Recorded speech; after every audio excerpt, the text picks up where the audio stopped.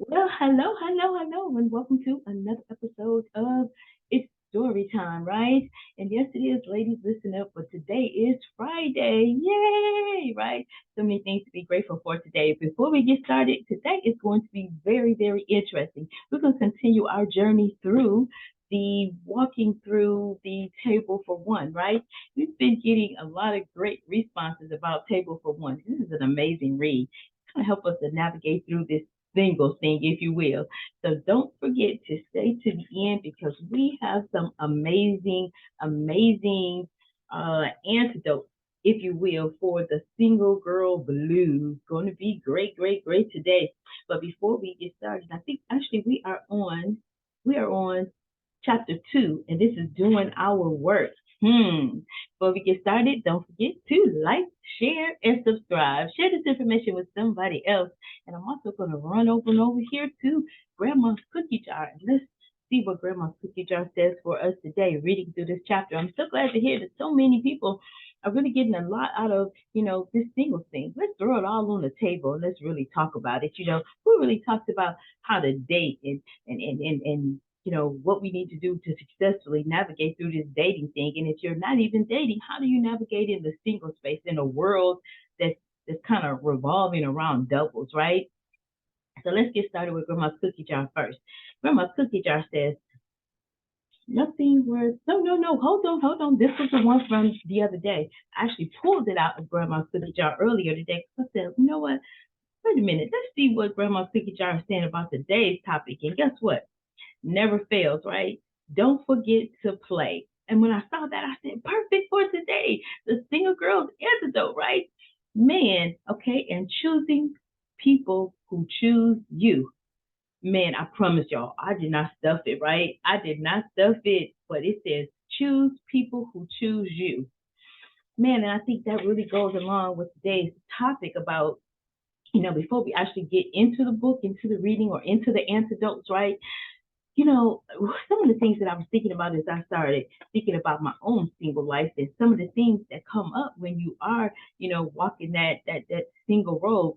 We talked about it on the last episode. We talked a little bit about, when people ask you that old horrible question, what's a nice girl like you not married? Well, guess what? In today's chapter, we have a great comeback, but you got to stay to the end in order to get that nugget, right?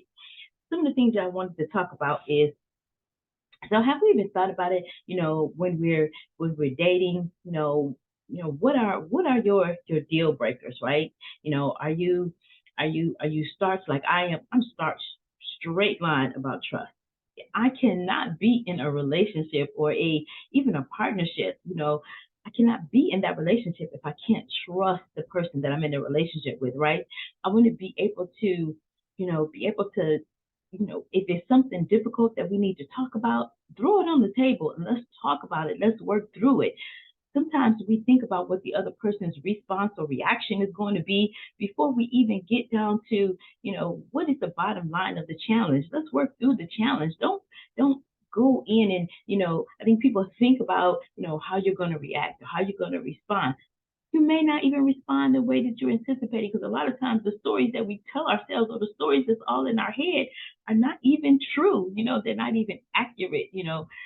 So I think it's just a great thing for us to, really map out what it is that we want and understand, ladies, you know, my book over here, the daddy daughter dynamic, right? The one that I'm a co-author with, you know, 13, we call it the Power 13, right? And we talk about our daddy daughter dynamic, what, the challenges and things that relationship, brings about in our adult lives. Because, I think one of the things that we forget, when we're raising up our daughters, there's a different message that daughters get. We get this loving, caring, Prince Charming kind of, thing going on, right?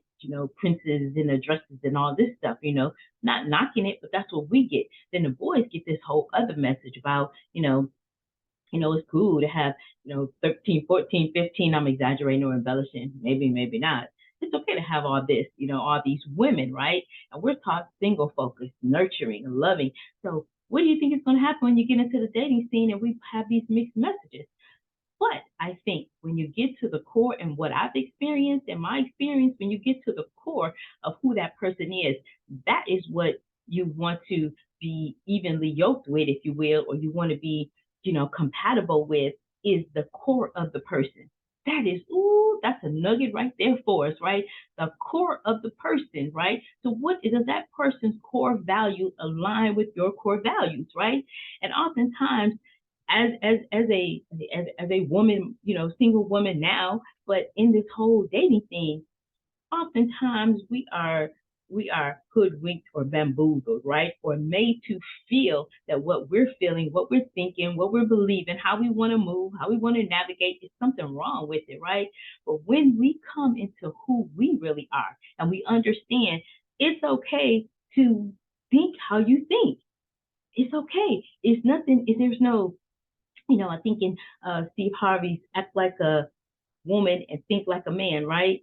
Okay, what does that really mean? Does that mean that if you're thinking like a man, you're I think it implies, you know, that you are, kind of cunning and that you move different or what have you. Okay, there's masculine energy, there's feminine energy, but it can be a wonderful, wonderful dance when you are on the same page. And it's okay. I wrote down a couple of things. I was having a conversation with one of my brothers earlier today, and it was just good, because it's always good, ladies, a to have a strong man in your life, a man that will, not sugarcoat things for you, that will tell you the truth, tell you how men think, but also, I love it when they talked about, Steve Harvey, and they talked about, how, men got mad because they said he's giving away all the secrets. And we're going to read that book too. We're going to walk through that book as well. But I just, I love the fact that, he confirmed a lot of what we already know. Oftentimes we see the red flags. We see,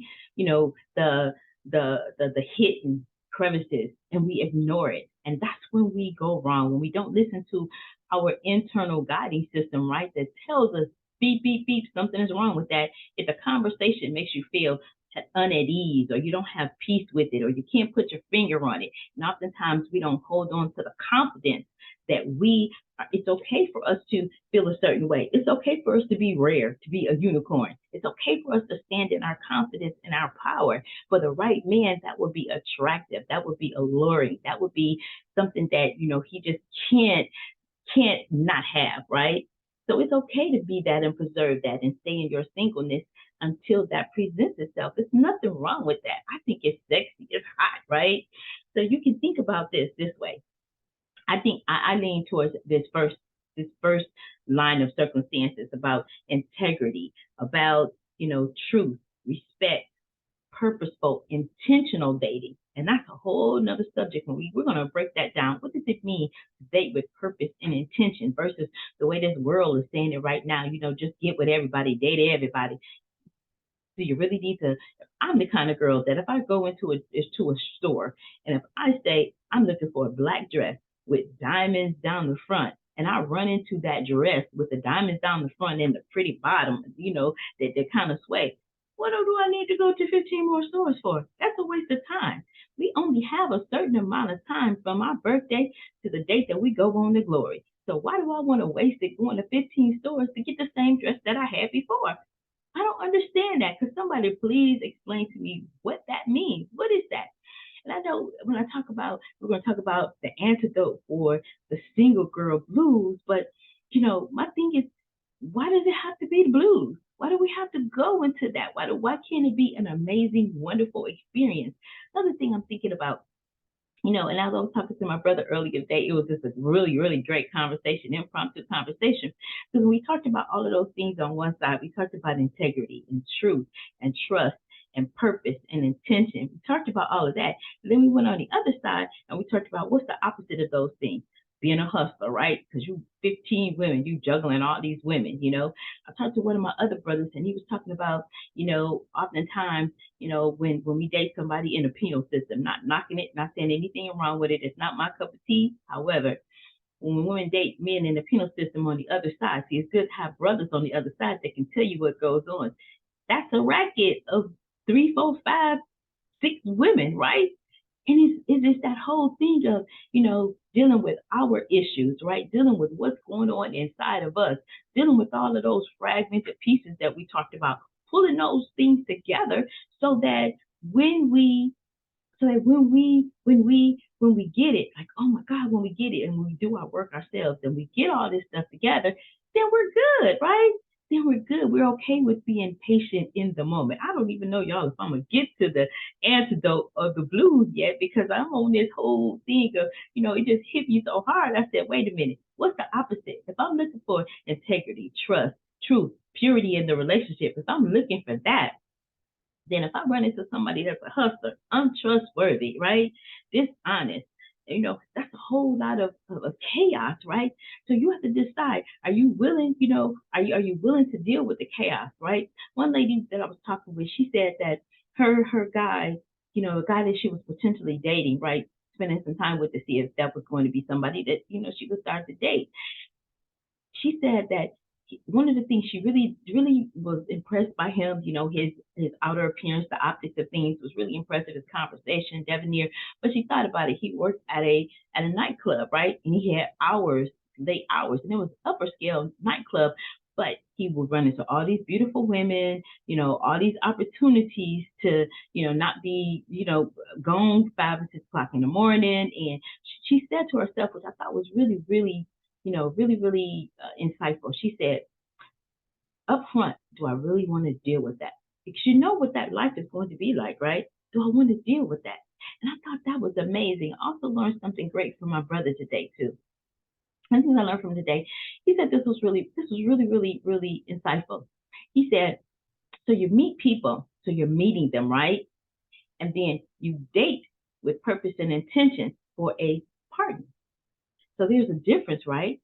So therefore, you don't. It's not in that dating part. I think we got that a little convoluted and twisted, and it makes us all crazy. I always talk about the little emoji whose head pop off, right? It makes us a little bit crazy because it's like, man, that is a whole lot of stuff to deal with, right? That's a lot. So maybe well, I promised you the answer, right? So we're gonna get the answer, and we're gonna come back to the antidote for the single lady blues. We're going to come back for that one.